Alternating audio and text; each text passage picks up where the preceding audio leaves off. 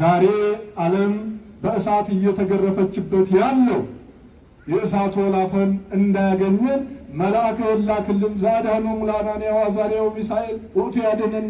አናንያን ሚሳኤልን አዛርያን ያዳነ አምላካችን ያድነናል እያል በአምላካችን ፍጹም አማኞች ሆነን አምላካችን አገልግለን ክብሩን እንድንወርስና ከመከራ ሥጋ ከመከራ ነፍስ እንድንጠበቅ አምላካችን ይፍቀድልን።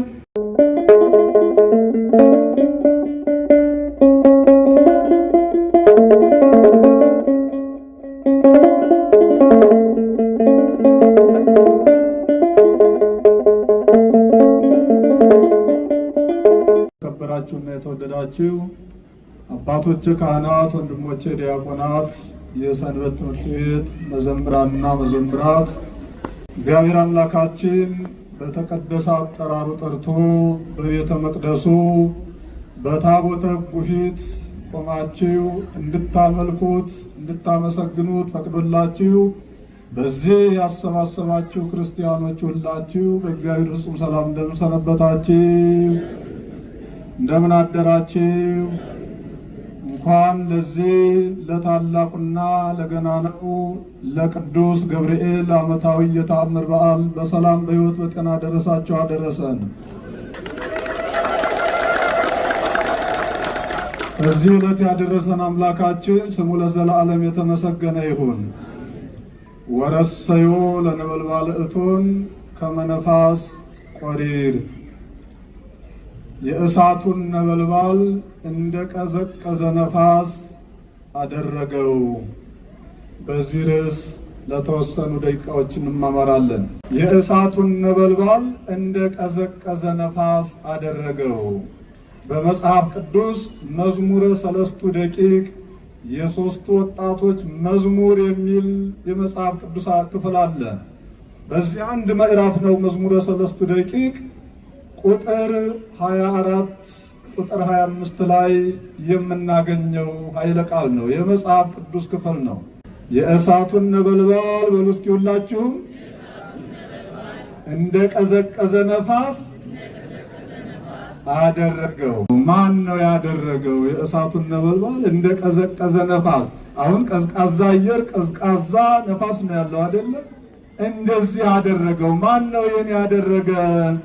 ዛሬ የምናከብረው እግዚአብሔር ያከበረው በተለይም ደግሞ የምስራችን ለመንገር ለሰው ልጆች መልካም የሆነውን ዜና ለመንገር የብስራት ኃይለ ቃል አስቀድሞ በክንፉ ላይ የተጻፈበት መልአከ መበስር አብሳሪው መልአክ ገናናው መልአክ ጥበቃው አይለየንና ቅዱስ ገብርኤል ነው ይህንን ያደረገው። ማን ያደረገው? የእሳቱን ነበልባል እንደ ቀዘቀዘ ነፋስ ያደረገው ሊቀ መላእክት ቅዱስ ገብርኤል ነው። በዚህ በጠቀስኩት ምዕራፍ ላይ ቁጥር 24 ጀምሮ ስትመለከቱ ወረደ መልአከ እግዚአብሔር ምስለ እለ ሐናንያ ውስተ እቶን፣ እግዚአብሔር የላከው መልአክ ከአናንያ ከአዛርያ ከሚሳኤል ጋራ ወደ እሳቱ ምድጃ ወደ እሳቱ ጉድጓድ ወረደ ይላል። ከአናንያ ከአዛርያ ከዛሬዎቹ ባለ ታሪኮች ከሚሳኤል ጋራ እግዚአብሔር የላከው መልአክ ቅዱስ ገብርኤል ወደ እሳቱ ምድጃ ወደ እሳቱ ጉድጓድ ወረደ። ወረሰዮ ለነበልባለ እቶን ከመነፋስ ቆሪር፣ የእሳቱን ነበልባል እንደ ቀዘቀዘ ነፋስ አደረገው። ወኢለከፎሙ ወኢምንትኒ፣ እነዚህን ሦስቱን ወጣቶች ምንም አላገኛቸውም፣ እሳቱ አልነካቸውም። ወኢያውአየ ስዕርተ ርእሶሙ፣ የራሳቸውን ጸጉር እንኳን አልለበለበውም ያ ነበልባለ እሳቱ የእሳቱ ነበልባል። ወእሳት ጦሙ፣ ምንም ክፉ ነገር አልነካቸውም ይላል። የሚገርም ነው። የእግዚአብሔር መልአክ በዛሬው ዕለት የምናከብርበት ምክንያቱ ይህንን ስላደረገ ነው። እንግዲህ ታሪኩን መለስ ብለን በትንቢተ ዳንኤል ምዕራፍ 1 ከቁጥር 1 ጀምሮ ስናነብ እስከ ምዕራፍ 4 ድረስ ያለው የነዚህ የዛሬዎቹ ባለ ታሪኮች ወጣቶች ታሪክ ነው። የነቢዩ የዳንኤል ታሪክ ነው ያለው። በዛሬው ዕለት ከምናያቸው ቁም ነገሮች መካከል 5 ነገሮችን እናያለን። አንደኛው የሰው ልጆች የጭካኔ ጥግ፣ የሰዎች ልጆች ክፋት፣ የክፋትና የጭካኔ ጥግ ምን ያህል እንደሆነ እናያለን በዛሬው ታሪክ። ሁለተኛው ደግሞ ጠንካራ ሃይማኖት ያላቸው ጽኑ እምነት፣ ጥርጥር የሌለባት እምነት ያላቸውን ሰዎች የሃይማኖት ጥንካሬ ሁለተኛው። ሶስተኛው የሃይማኖትን ታላቅነት፣ የሃይማኖት ውጤቱ ምን እንደሆነ እናያለን። ሌላው ደግሞ የቅዱሳን መላእክት ተራዳኢነትና ፈጥኖ ደራሽነት፣ ታዳጊነትን እናያለን። የመጨረሻው የአምላካችን የቅዱስ እግዚአብሔርን ቸርነቱን፣ መሐሪነቱን፣ አዛኝነቱን፣ ይቅርባይነቱን እንማራለን ከዛሬው ታሪክ። የሰዎች የጭካኔ ጥግ ምን አይነት ነው? ምን አይነት ጭካኔ ተደርጓል የሚለውን ስንመለከት ናቡከደነጾር የሚባል የባቢሎን ንጉሥ ነበረ። ወደ ኢየሩሳሌም ወጥቶ የኢየሩሳሌምን ሰዎች እስራኤላውያንን ማርኮ ወደ ባቢሎን ወሰዳቸው ነው የሚለው ትንቢተ ዳንኤል ምዕራፍ 1 ቁጥር 1 ጀምራችሁ ስታነቡ። ኢዮአቄም የሚባል ንጉሥ በእስራኤል ላይ ነግሶ በነበረበት ዘመን ይህ ስመጽር ገናና ጣዖት አምላኪ ንጉሥ፣ ጨካኝና አረመኔ፣ ማንም ሊቋቋመው የማይችል እግዚአብሔር ኃይሉን ያሳደረበት፣ ነገር ግን ደግሞ ኃይሉን ያሳደረበት እግዚአብሔር መሆኑን የዘነጋ፣ እግዚአብሔርን ዘንግቶ ለጣዖት የሚንበረከክ ናቡከደነጾር የሚባል የባቢሎን ንጉሥ ወደ እስራኤል ምድር ተሻግሮ እስራኤላውያንን ማርኮ፣ ገንዘቡን ማርኮ፣ የቤተ እግዚአብሔርን ንዋየ ቅድሳት ሁሉ ማርኮ፣ እስራኤላውያንን ወጣቶቹን ማርኮ ወደ ሀገሩ ይዟቸው ሄደ። በዛ ከወሰዳቸው በኋላ ይላል ከተለያየ ሀገር የተማረካቸውን መልከ መልካሞቹን ለቤተ መንግስት የሚሆኑትን፣ ግን ለቤተ መንግስት የሚመረጥ ምን አይነት ሰው እንደሆነ ታውቃላችሁ አይደል? በተለይም በቀደመው ዘመን ቁመቱ ዘለግ ያለ መልከ መልካም ነበረ ለቤተ መንግስት ስራ የሚመረጠውና እንዲህ አይነቶቹን ብልህ አስተዋይ የሆኑትን እንዲመርጡለት፣ ወጣቶቹ እንዲመርጡለትና እነዚህን ወጣቶች መልምለው ለ3 ዓመት በትምህርት ቤት በዩኒቨርሲቲ እንዲማሩ ከተማሩ በኋላ በሀገሩ ላይ እንዲሾማቸው ይህንን አዋጅ ለአማካሪዎቹ ለባለስልጣናቶቹ አወጀ ይላል ናቡከደነጾር። እነዚህን ወጣቶች ሲመለምሉ አስተዋይነት፣ ብልህነት፣ ጥበብን የተመሉ ከእስራኤል ምድር ተማርከው የመጡ ከይሁዳ ነገድ የሆኑ ከቀደመው ከንጉሱ የይሁዳ ዘር የተገኙ እስራኤላውያን ዳንኤልንና የዛሬዎቹን ባለ ታሪኮች 3ቱን ወጣቶች አናንያ፣ አዛርያ፣ ሚሳኤል የሚባሉ በኋላ ደግሞ ተማርከው ከሄዱ በኋላ የአገልግሎት የባርነት ስም ሲድራቅ፣ ሚሳቅ፣ አብደናጎ የተባሉትን መልምለው አቀረቡለት ይላል። እነዚህ 4ቱ ዳንኤልና እነዚህ 3 ወጣቶች ከእስራኤል ተማርከው የሄዱ ናቸው። ብልህነትን የተመሉ ነበሩ፣ አስተዋዮች ነበሩ። ተመልምለው ወደ ትምህርት ቤቱ ገቡ። እንግዲህ በዛ ዩኒቨርሲቲ የሚማሩ ተማሪዎች ንጉሱ ለአገልግሎት የሚያጫቸው ለሚኒስትርነት፣ ለተለያየ ስልጣን የሚታጩ ስለሆኑ ብልሆች ነበሩ። የሚመገቡትም ንጉሱ ከሚመገበው፣ የሚጠጡትም ንጉሱ ከሚጠጣው ምግብ ነበረ። ንጉሱ ይናዟላቸው ነበረ። እኔ የበላሁትን እየበሉ እኔ የጠጣሁትን እየጠጡ ይማሩ ብሎ ምግብ ፈቅዶላቸው ነበረ። ዛሬ ዩኒቨርሲቲ ተማሪ ፕሬዝዳንቱ ወይም ጠቅላይ ሚኒስቴሩ፣ ባለስልጣናቱ የሚመገቡት ምግብ ነው የሚታዘዝላቸው።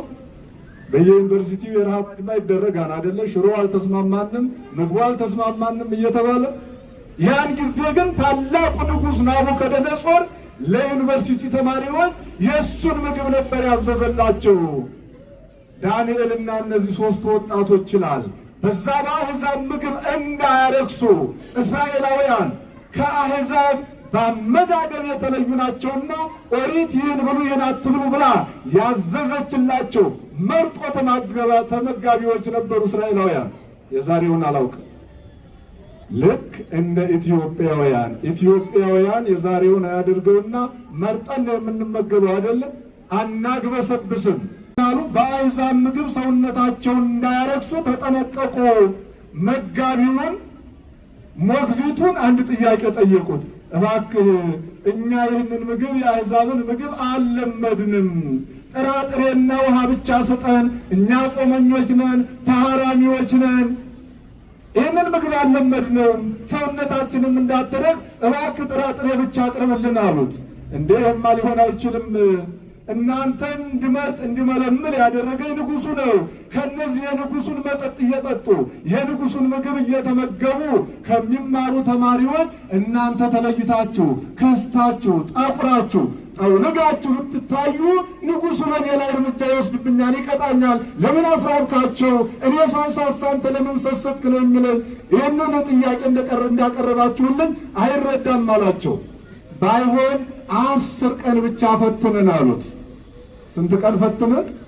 10 ቀን ጥራጥሬ ብቻ እየተመገብን ሽምብራ እየቆረጠን ውሃ እየጠጣን እየጾምን እየጸለይን 10 ቀን እንማር። 10 ቀን ብቻ ፍቀድልን። በ10ኛው ቀን የንጉሡን ምግብ የታዘዘውን ምግብና መጠጥ እየበሉ እየጠጡ ከሚማሩ ተማሪዎች ጋር ቀላቅለን ፊት ለፊት አድርገህ ተመልከተን። የእኛ ሰውነት ጠቁሮ ጠውልጎ ከተመለከትከን ይህንኑ ንጉሡ ያዘዘውን እንመገባለን። ለ10 ቀን ዕድል ስጠን አሉት። ሰጣቸው፣ ፈቀደላቸው። ጥራጥሬ ብቻ እያቀረበላቸው፣ ውሃ ብቻ እያቀረበላቸው ውለው ያን ጥሬ እየተመገቡ 10 ቀናት ቆዩ።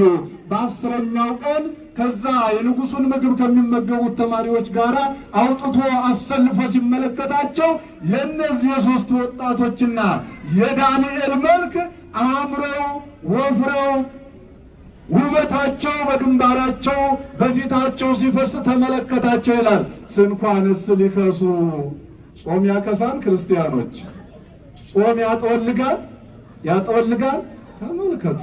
ዋልድባ ቋርፍ እየተመገቡ የዛፍ ስር እየተመገቡ የሚኖሩ የዋልድባ መናንያን አባቶችን ስትመለከቷቸው በአጋጣሚ እናንተ የተለያየ ባዝሊን አለ የሚባል የውበት መዋቢያ ተቀብታችሁ ከምትታዩት ይልቅ የአባቶቻችን ወዝ የተለየ ነው። እውነት አሰብ አላያችኋቸው? ሄዳችሁ ጾም እንዲህ ነው። ጾም ሕይወት ነው። ክርስቲያኖች ዛሬ የምን ወራት ነው?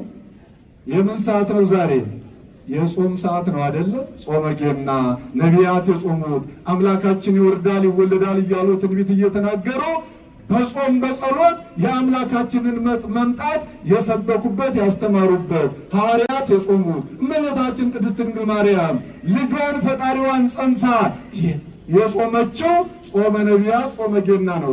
እስኪ ተመልከቱ። በብሉይ ኪዳን በዛ በጨለማ ዘመን የነበሩ እኮ ናቸው 3 ወጣቶች። 10 ቀን ጾሙ። የእነሱ መልክ አምሮ ወፍሮ ተመለከታቸው። እኔ ካልጠወለጋችሁ፣ እኔ ካልራባችሁ፣ ካልጠቆራችሁ፣ ካልከሳችሁ ምን አገባኝ፣ ግድ ይህንን ብሉ ብዬ አላስገድዳችሁም፣ እንደፈለጋችሁ ብሎ ጥሬ ብቻ ያቀርብላቸው ነበረ። ሞግዚቱም ተረድቶ ለ3 ዓመታት የትምህርት ጊዜያቸውን ጨረሱ። ጥሬ እየተመገቡ ስንት ዓመት? አቤት 40 ቀን የገና ጾምን ጾመን ከስጋ ለመድረስ እኛውን አንጾምም አይደለም ብዙዎቻችን። አያሳፍርም? 3 ዓመት የዩኒቨርሲቲ ተማሪ ሆኖ ጥሬ እየቆረጠመ ውሃ ብቻ እየጠጣ በጾም በጸሎት ማሳለፍ ዛሬም ይኖራሉ። በእውነቱ በየዩኒቨርሲቲው የእነዚህ ወጣቶች ጸጋ ያደረባቸው የእግዚአብሔር ሰዎች ዛሬም ይኖራሉ። በ3ኛው ዓመት ለምርቃት በቆ። ደግሞ የሚገርማቸው ከዛ በዩኒቨርሲቲው ካሉ ተማሪዎች ይልቅ ውጤታማ ሆነው 1ኛ፣ 2ኛ፣ 3ኛ፣ 4ኛ ደረጃን ይዘው ዘጉ። ዳንኤልና እነዚህ ወጣቶች ነበሩ። አምላካችን ስሙ የተመሰገነ ይሁን። ጸጋና ጥበብ የሰጠ ይህን ምንድነው የሚባል እንደ አይነት ውጤት ያመጣ ተማሪ በዩኒቨርሲቲ ምንድነው የሚባል? ስሙ ደስ አይልም አይደል? ሰቃይ ጥሩ ነው። ትምህርቱን ከፍ አድርጎ የተመረቀ ማለት ነው። ደረጃውን ዘጉት። የወርቅ የሜዳሊያ ተሸላሚዎች ሆኑ። ከዛ በኋላ ንጉሥ ናቡከደነጾር ብልህነታቸውን፣ አስተዋይነታቸውን፣ ጥበብ እግዚአብሔር ያደረባቸውን ለአስተዳደር ብቁ መሆናቸውን ተመልክቶ በየአውራጃው ሾማቸው ዳንኤልና እነዚህን 3 ወጣቶች። በዚህ ምክንያት እንዴት ከኛ በላይ ውጤት አመጡ፣ እንዴት በንጉሥ ዘንድ ተወደዱ ብለው ምቀኞች ሰዎች ተነሱባቸው። አይድረስባቸው። ዛሬ የስንቶቹን ውጤት ያበላሹ ክፉ ሰዎች አሉ። ዛሬ የስንቶቹን አእምሮ ያበላሹ ክፉዎች አሉ።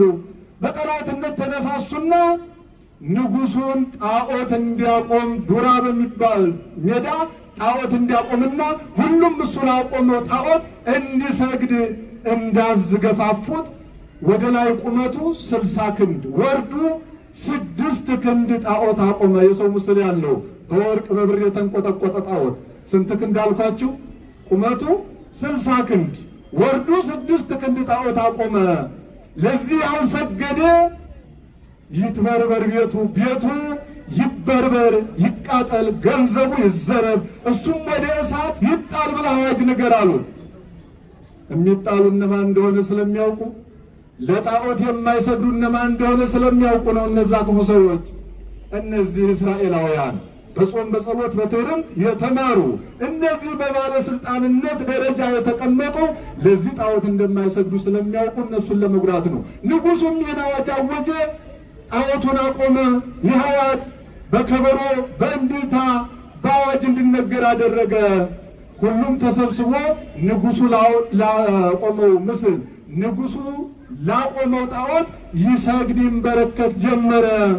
ምክንያቱም ለዛ ጣዖት የማይሰግድ ገንዘቡ ይዘረፋል፣ ቤቱ ይቃጠላል፣ እሱም ታስሮ ወደ እሳት ይጣላል ተብሎ አዋጅ ተነግሯልና ሁሉም ለዛ ይሰግድ ጀመረ። እነዚህ 3 ወጣቶች ዳንኤል ግን ለዚህ ጣዖት አንሰግድም አሉ። ይህንን ክስ አቀረቡባቸው ለንጉሡ። ንጉሥ አንተ ያከበርካቸው፣ አንተ በአውራጃው ሁሉ ላይ የሾምካቸው እነዚህ ባለስልጣናት፣ እነዚህ ሚኒስትሮች ለትእዛዝ አይገዙም፣ ላቆምከው ጣዖት አንሰግድም አሉ ብለው ከሰሷቸው፣ አቀረቧቸው። እነሱም አልካዱም። ለምን ያልሰገዳችሁት አላቸው። ንጉሥ ሆይ ስለዚህ ጉዳይ ልንነጋገር አንደበት የለንም፣ ስለዚህ ጉዳይ አንነጋገርም አሉት። የተዘጋ ነው፣ አንሰግድም ማለትም። እቆርጣችኋለሁ፣ እፈልጣችኋለሁ፣ ወደ እሳት እጥላችኋለሁ አላቸው። እዚህ በትንቢተ ዳንኤል ምዕራፍ 3 ቁጥር 17 ላይ እንዲህ ይላል፣ ሃሎ አምላክነ በሰማይ ዘናመልክንህነ ውእቱ ይክላድህኖተነ እምኔከ ወእምእቶነ እሳት ዘይነድድ። ንጉሥ ሆይ አክብረናል፣ እናውቃለን፣ ባለማዕረጎች አድርገናል፣ እናውቃለን። ከዚህ በላይ ያከበረን እግዚአብሔር ነው። የምናመልከው አምላካችን በሰማይ አለ። ስለ ልዕልናው ስለ ከፍታው በሰማይ አለ ይባላል እግዚአብሔር። እሱ የሌለበት ቦታ የለም። ስለ ከፍታው ስለ ታላቅነቱ በሰማይ አለ ይባላልና አምላካችን በሰማይ አለ።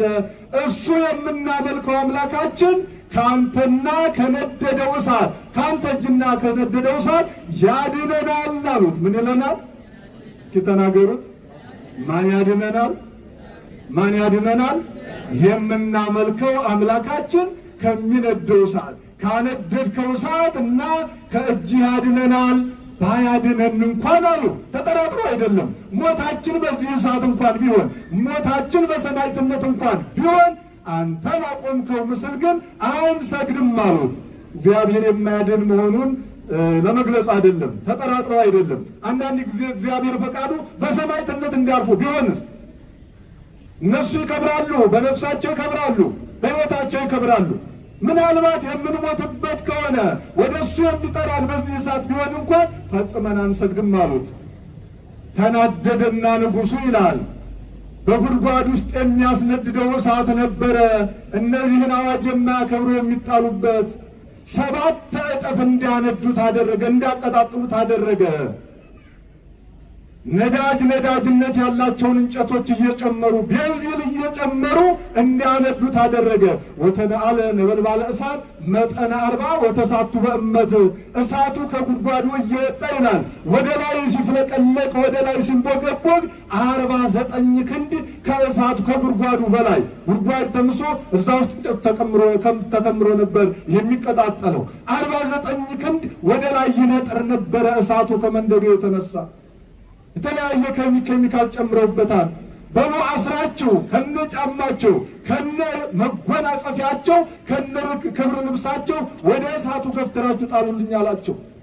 ሦስቱን ወጣቶች አስረው እነዛ ክፉ ሰዎች ወደ እሳቱ ሲወረውሯቸው ይላል እነዛን የሚወረውሯቸውን ሰዎች የእሳቱ ፍንጣሪ ከነ ልብሳቸው እየሰበሰበ እንደ ማግኔት ወደዛው እየሳበ ያቃጥላቸው ነበረ። ብዙ ሰዎች አልቀዋል። እሳቱ ወደና ወዲህ እየነጠረ እዛ አካባቢ ያሉትን ባቢሎናውያን ያቃጥል ነበረ።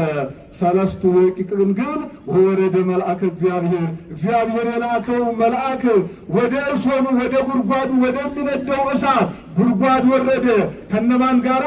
ከአናንያ ከአዛርያ ከሚሳኤል ከነዚህ ለጣዖት አንሰግድም ካሉ ወጣቶች ጋራ ወደ ጉድጓድ ወረደና ወረሰዮ ለነበልባለ እቶን በዛ በምድጃው ያለውን በጉድጓዱ ያለውን እሳት 49 ክንድ ወደ ላይ የሚነጥረውን እሳት እንደ ቀዘቀዘ ነፋስ አደረገው። የእግዚአብሔር አምላካችን ስሙ የተመሰገነ ነው።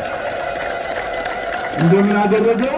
እንደ ቀዘቀዘ ነፋስ አደረገው። እንኳን እነሱን ሊያቃጥላቸው በእሳቱ ጉድጓድ ውስጥ ሆነው እየተመላለሱ እግዚአብሔርን ያመሰግኑ ነበር በዝማሬ ይላል። ለካ እንዲህም አለ እናንተ። ይህ ሃይማኖታቸው ታላቅነት ነው። ሃይማኖት ያመጣው ነው እንደ አይደለም። ቆራጥነታቸው፣ በሃይማኖታቸው መጽናታቸው፣ በሃይማኖታቸው ጥርጥር የሌለባቸው በመሆናቸው እግዚአብሔር መልአኩን ላከ፣ ቅዱስ ገብርኤልን ላከ፣ ከእሳቱ አዳናቸው አጭሩ። ከዛ በኋላ ንጉሥ ናቡከደነፆር ቀረብ ብሎ ሲያይ በቅርብ ርቀት ሦስቱ ወጣቶች በመካከል ደግሞ አራተኛ የእግዚአብሔር ልጅ የሚመስል ቅዱስ ገብርኤል ከነሱ ጋር አብሮ በእሳቱ መካከል ተመለከተው። 3 ሰዎች አስረን ወደ እሳቱ ጥለን ነበር። አሁን ግን አራተኛ ከነሱ ጋር ያለው እንዳውም አብሯቸው ያለው የእግዚአብሔር ልጅ ይመስላል፣ መልኩ ልዩ ነው፣ እሳታዊ ባህሪ ያለው ነው ብሎ እንደገና 3 ደቂቅን ከእሳቱ እንዲወጡ አደረጋቸው፣ አመሰገናቸው። ከዛ አዋጅ አወጀ ይላል። ከዚህ በኋላ መልአኩን ልኮ ያዳናቸው የአናንያን የአዛርያን የሚሳኤልን አምላክ የማያመልክ ቢኖር አዋጁን ወዲያው ገለበጠ። ቤቱ ይበረበራል፣ ገንዘቡ ይዘረፋል፣ ወደ እሳት ይጣላል ብሎ አዋጅ ነገረ። ከዛም አያይዞ መንግስቱ ዘላለም ወምኩናኒ ለትውልደ ትውልድ፣ መንግስቱ ዘላለማዊ ነው፣ አገዛዙም ለልጅ ልጅ ነው፣ በመንግስቱ ሽረት በባህሪው ሞት የለበትም ብሎ አዋጅ ነገረ ናቡከደነፆር። እግዚአብሔር አምላካችን ስሙ የተመሰገነ ይሁን። የሦስቱ ወጣቶች ሃይማኖት የንጉሱን ልብ የለወጠ በሰከንድ በደቂቃ የለወጠ ሃይማኖት። ዛሬ ሃይማኖታችሁ እንኳን ሌሎችን ራሳቸውን ለውጧቸዋል። ሃይማኖታችን እንኳን ሌሎቹን ወደ እግዚአብሔር ማቅረብ እንኳን የነገስታቱን ልብ ለመማረክ ራሳችን ተለውጠን በንጽህና በቅድስና ሆነን እንድናመልከው አድርጎናል። ሃይማኖታችን ጥርጥራችን ስለበዛ እኮ ጥርጥራችን ወዲያውኑ አዋጁን ለወጠ፣ እግዚአብሔርን አመሰገነ። ለእግዚአብሔር የማይገዛ በሀገሬ በግዛቴ እንዳይኖር ብሎ አዋጅ ነገረ። ከዛ በኋላ 3 ደቂቅን እንደገና አክብሮ በሹመት ላይ ሹመት ጨምሮ በየአውራጃው ሾማቸው ነው የሚል። ይህንን ያደረገ አምላካችን መልአኩን ልኮ እሳቱን እንደ ቀዘቀዘ ነፋስ ያደረገ፣ ይህንን መከራቸውን በደስታ ለወጠ፣ ወደ ቀደመ ክብራቸው የመለሰ፣ የንጉሱን ልብ የለወጠ፣ እሱን እንዲያምን እሱን ሁሉም እንዲያመልክ እንዲያሳውጅ ያደረገ አምላካችን ስሙ የተመሰገነ ይሁን። ይህ እንግዲህ የ3 ደቂቅ ታሪክ ነው። ቅዱስ ገብርኤል ሁል ጊዜም ማዳኝ ነው፣ ፈጣን ነው። እግዚአብሔር በሰጠው ጸጋ የማዳን ጸጋ፣ ፈጥኖ መድረስ ጸጋ ዳንኤልንም በኋላ ተነሳስተው ወደ አንበሳ ጉድጓድ እንዲጣል አድርገውታል። እነዚህ ክፉ ባቢሎናውያን ምቀኞች ሰዎች። ምቀኛ ሰው ሁል ጊዜም አይተኛም፣ ልቡ ለምቀኝነት የተዘጋጀ ነው። ዳንኤልንም ይኸው ቅዱስ ገብርኤል መጥቶ ከአንበሳ ጉድጓድ እንዳዳነው በምዕራፍ 6 እናነባለን። ስለዚህ የሰለስቱ ደቂቅ ነው ክርስቲያኖች። ዛሬስ ጣዖት ያቆሙ ነገስታት የሉም በዓለም ላይ? ዛሬስ ለጣዖት ስገዱ እያሉ ለጣዖቱ እንድንመለከት የሚጋብዙን የሚያስፈራሩን የሉ? ዛሬ ቤተክርስቲያናችን እንደ 3 ወጣቶች አሉ። በእምነታቸው ጠንካራ የሆኑ የሌላውን ልብ ወደ እግዚአብሔር የሚስቡ የሌላውን ሕሊና የሌላውን ልቡና ወደ እግዚአብሔር የሚማርኩ ወጣቶች ትፈልጋለች ቤተክርስቲያን። እስኪ አስተውሉት። እስኪ ሕይወታችንን እናነጻጽረው ከሰለስቱ ደቂቅ ጋር። እንዲህ አይነት ጠንካራ እምነት፣ እንዲህ አይነት የንጉሱን ልብ የነገስታቱን የመኳንንቱን የባለስልጣናቱን ልብ የሚለውጥ ሃይማኖት ያለው ክርስቲያን አለ ዛሬ? ወጣት አለ? አዎ እንዳልኳችሁ ዛሬ ብዙ ጣዖታት በዓለም ላይ ተሞልተዋል። ዛሬ ዓለም የተሞላችው ጣዖታትን ነው። ምን አይነት ጣዖት ነው ብትሉኝ፣ የዘረኝነት ጣዖት አቁመው ለዘረኝነት ጣዖት እንድንመለከት የሚያስገድዱን የሉ አሉ። ለዚህ ለዘረኝነት ጣዖት ያልሰገደ ወጣት ያልተንበረከከ ወጣት አለ? ለወዘኝነት ለመከፋፈል ጣዖት ስገዱ የሚሉን የሚያስጨንቁን የሉ? ዛሬ ለዚህ ያልተንበረከከ ያልሰገደ ወጣት አለ? ዛሬ ዓለም በእሳት እየተገረፈችበት ያለው የእሳት ወላፈን እንዳያገኘን መልአከ ላክልን። ዛዳኑ ለአናንያ ወአዛርያው ሚሳኤል ውእቱ ያድነን። አናንያን ሚሳኤልን አዛርያን ያዳነ አምላካችን ያድነናን እያል በአምላካችን ፍጹም አማኞች ነን። አምላካችን አገልግለን ክብሩን እንድንወርስና ከመከራ ሥጋ ከመከራ ነፍስ እንድንጠበቅ አምላካችን ይፍቀድልን። የቅዱስ ገብርኤል ጥበቃው አማላጅነቱ የአምላካችን ቸርነት የወላዲተ አምላክ ቃል ኪዳን አይለየን። የእሳቱን ነበልባል እንደ ቀዘቀዘ ነፋስ አደረገው። እሳቱ ስለቀዘቀዘ ነው እንደ ቀዘቀዘ ነፋስ አደረገው። አምላካችን እግዚአብሔር የነደደውን ረሃቡን፣ ዘረኝነቱን፣ በዓለም ላይ የነደደውን በሀገራችን የነደደውን ጦርነቱን ሁሉ ያቀዝቅዝልን።